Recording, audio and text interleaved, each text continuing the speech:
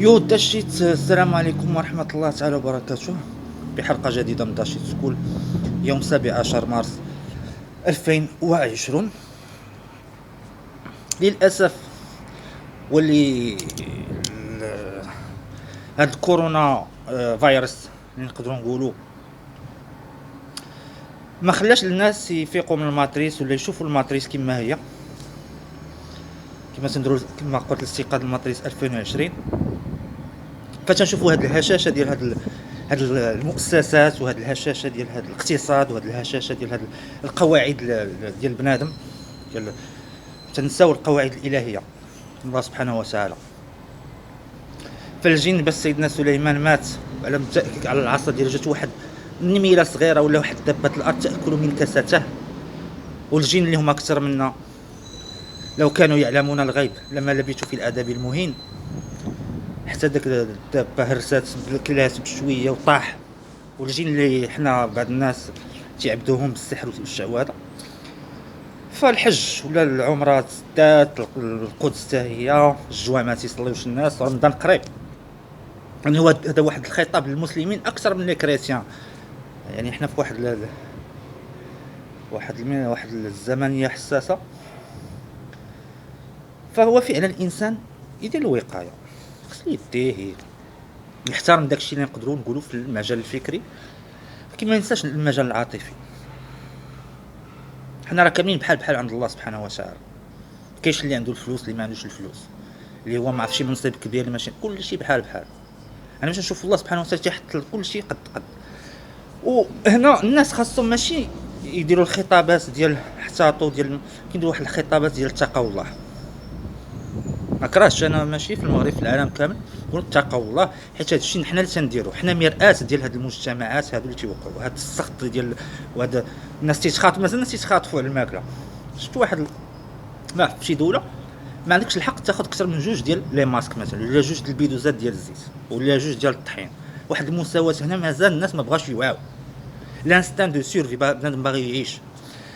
كما درت في الحلقه اللي قبل الانسان الزهري والعزله، واحد الوقيته الانسان خاصو يفوت هاد النيفو ديال لا سيرفي لا برودكسيون، حيت كاين واحد الحاجه سميتها الايمان، وهادشي اللي الله سبحانه وتعالى باغي ينبهنا ليه في هاد المرحله هذه، وهذا الامتحان هذا الابتلاء هذا.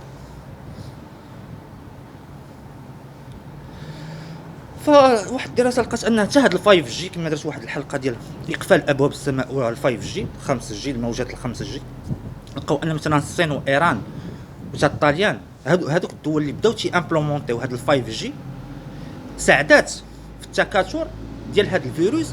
وان هاد لي زوند الفايف جي 5 جي الا باش تيقيسوا الانسان عندهم نفس لي سامبتوم ديال الكورونا فيروس 19، تيديروا السخانات، يديروا الالام، تيديروا هاد التضيق في الصدر.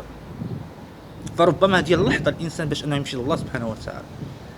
فهاد الفايف جي الا تعممات الانسان ما يقدرش يلقى هذاك التواصل مع الله سبحانه وتعالى، ويقدروا يكونوا الفيروسات اكثر، ويقدروا يكونوا الزلازل اكثر، ويقدروا يكون فيضانات اكثر.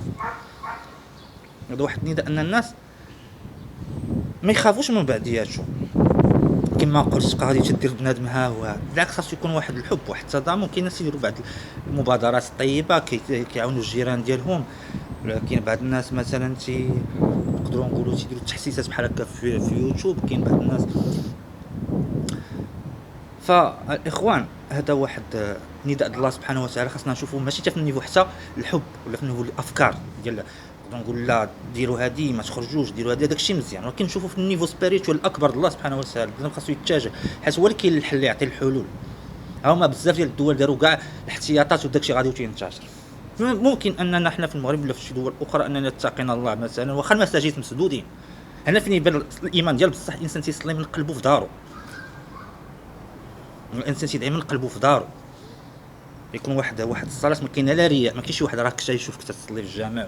بينك وبين الله هو اللي غادي يعطي البركه في ذاك المنزل ولا في ذاك الحي ولا في ذاك المدينه ولا في ذاك الدوله، على حسب لي فيبراسيون ديالنا اللي فيهم، اللي هي اللي غادي تبعد هذا الكورونا فيروس، اللي هي تبعد هذه الابتلاءات، على حسب الطاقه الايجابيه اللي كاينه في ذاك الشخص ولا في ذاك الناس ولا في ذاك المنطقه.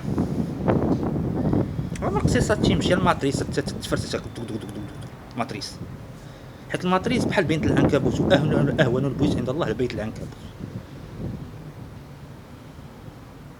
ماشي تندير لكم الموعظه، انا براسي انا راه الحمد لله تنهتدي، ومن يهتدي نزيده هدى. ولكن الانسان يجرب هذا فيها باس. الانسان من قلبه يدعي الله، وان الانسان من قلبه يحب الناس الاخرين، ان الانسان من قلبه يدير الخير، ماشي باش يبان انه تيدير الخير، يقول صافي هذا الوباء غادي يسالي ومن بعد نبان انني واعر.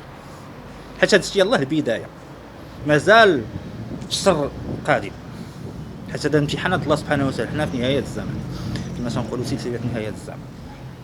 هذا واحد الامتحان بسيط هذا ديال الكورونا فيروس، بعد يقدر يجي شي تسونامي الله يحسن، يقدر يجي شي مشاكل اخرى، ولا الشمس تطلع من المغرب، شنو يديروا ديك الساعه الناس؟ يعني هذا واحد البدايه ديال التغربيله، هذا واحد التغربيله تيغربلوا الناس اللي يقدروا انهم يسيبورتيو سكيفا اغيفي من بعد. والحل الواحد هو ان عند الله سبحانه وتعالى، ان الانسان باش يكون قريب عند الله. كما قلت في الحلقه اللي قبل، واخا كلشي فيه كورونا ولا كلشي، انت تتنجا، حتى قريب الله تلقى لك واحد المخرج، فهذا اللي كاين اخوان ديال هذه الحلقه هذه. الفايف جي، كورونا فيروس، المادريس، الانسان يرجع الله سبحانه وتعالى، حيت هذاك هو اللي غادي ينجيه. حنا ماشي تنخوفوا الناس، مزيان الانسان يغسل يديه، انه نقدروا نقولوا يتفادى بعض الاماكن، ولكن الحل للفرد والعائله ديالو، المجتمع، المدينه والدوله والارض ديالو، هو انه يقرب لله. هذا الله هو اللي عنده الحل. راه هذا هو الامتحان اللي عطاني لنا باللي في السيستم ديالنا تيتهز، ما بقاش فين ساكن، ولا واش انت في الخارج، واش انت في المغرب، واش انت طويل، واش انت قصير، واش انت، كلشي بحال كلشي بحال سبحان الله العظيم. الا جاو ابتلاءات اخرى في المستقبل، راه يكون واحد الدرس بعدا الناس، البشريه كتكون واحد الدرس بعدا، باش حتى الا كانوا امتحانات اخرى اصعب من هذا، الانسان يكون بعدا راه قريب لله قبل ما يجي داك الفايف جي ولا شي حاجه تسدو حتى ابواب السماء. فهاديك الساعه لا ايمان الا من قد امن من قبل. هو اللي كاين. الحمد لله على كل حال، الشكر لله، خير دعوانا الحمد لله رب العالمين. تشوفكم الاخوان في حلقه اخرى ان شاء الله، في حلقه اكثر في اشياء اللي تفيدنا باش نتقربوا الله سبحانه وتعالى، باش نكونوا في طريق الهدى، باش نكونوا في واحد الطريق مستقيم باذن الله. هادشي اللي كاين.